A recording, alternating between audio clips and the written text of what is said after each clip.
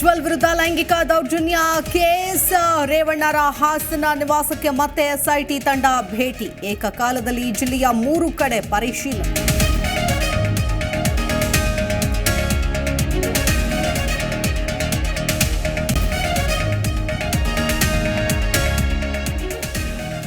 ಪ್ರಜ್ವಲ್ ಅಶ್ಲೀಲ video viral ಪ್ರಕರಣ. ನವೀನ್ ಗೌಡ, ಚೇತನ್ ಗೌಡನನ್ನ ಬಂಧಿಸಿದ ಎಸ್ಐಟಿ.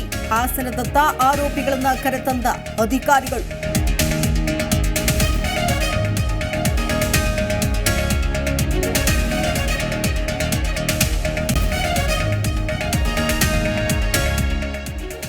ಸಾವರ್ಕರ್ ಮೇಲ್ಸೇತುವೆ ನಾಮಫಲಕಕ್ಕೆ ಮಸಿ ಪ್ರಕರಣ. ಪೊಲೀಸರಿಂದ 3 ಕಾಂಗ್ರೆಸ್ ಕಾರ್ಯಕರ್ತರ ಬಂಧನ. ಕೃತ್ಯದ ಬಗ್ಗೆ ಮುಂದುವರೆದ ವಿಚಾರಣೆ.